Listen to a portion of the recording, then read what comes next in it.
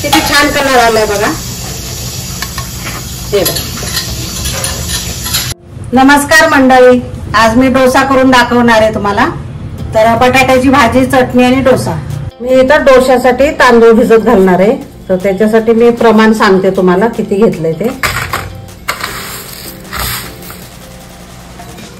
ह्या वाटीने 3 वाट्या तांदूळ घेतलेले आणि ह्याच वाटीने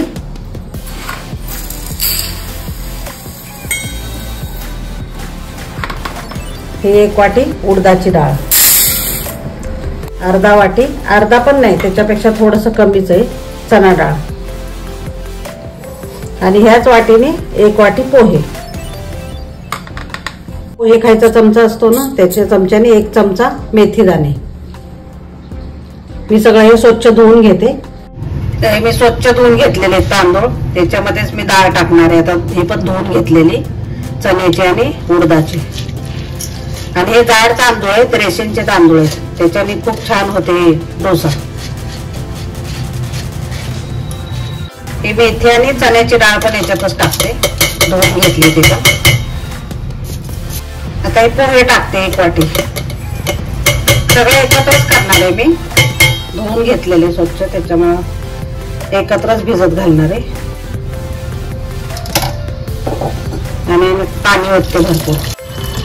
आता हे 7-8 तास चांगले भिजू द्यायचे, त्याच्यानंतर वाटणार. हे बघा पाणी झाकून आता 7-8 तास ठेवायचं.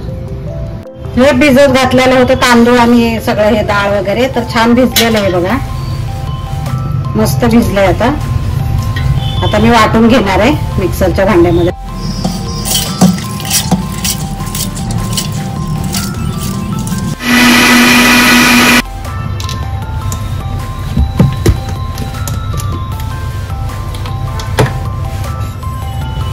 बारीक वाटून घ्यायचं, एकदम छान झालेले बघा, एकदम बारीक वाटायचं.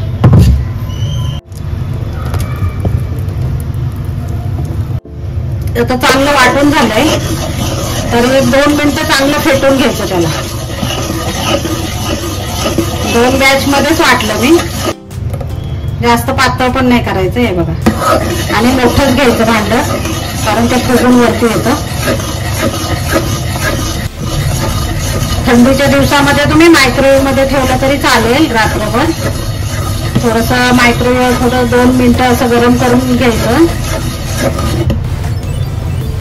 नाहीतर मग त्याच्यावर असं झाकण वगैरे ठेवायचं, कपडा एकदम टाकून, एक ब्लँकेट टाकून ठेवायचं झाकून.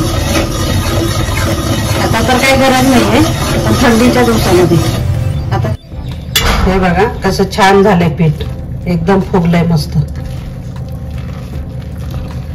तर आता याच्यामध्ये मीठ आणि थोडीशी साखर टाकणार मी.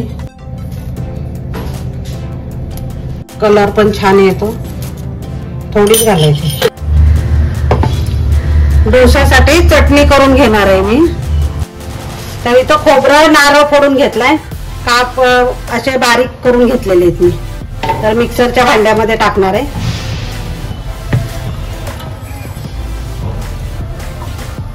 आणि इथं डाळ घेतलंय, मिरच्या, मीठ,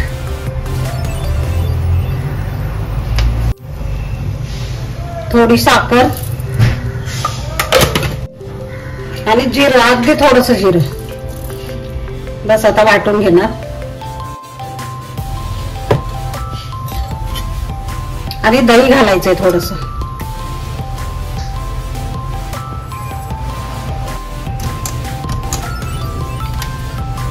हे बघा किती छान वाटून झालेली चटणी, आणि खूप टेस्टी पण होते.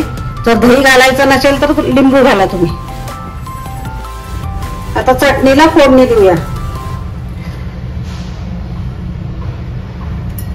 थोडस तेल ओतलं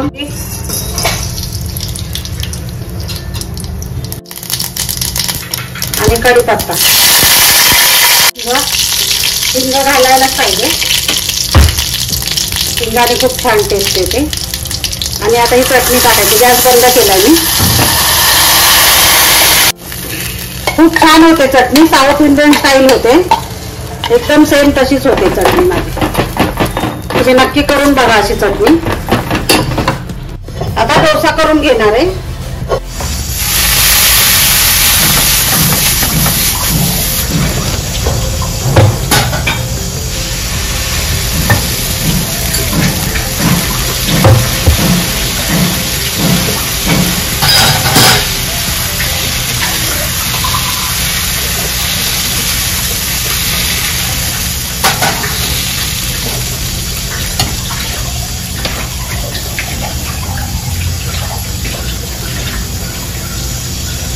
हे बघा कसं सुटलाय तो साईडनी. तुम्हाला पलटायचा नसेल तर तुम्ही असं पण एक साईड हे करू शकता, पण मी साहेबांना असं दोन्ही साईडने भाजलेला आवडतो. किती छान कलर आलाय बघा. हे बघा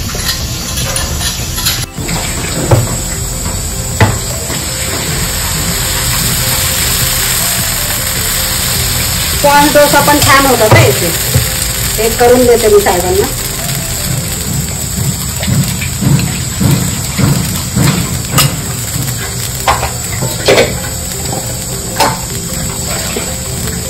झाकण ठेवायचं थोड्या वेळ.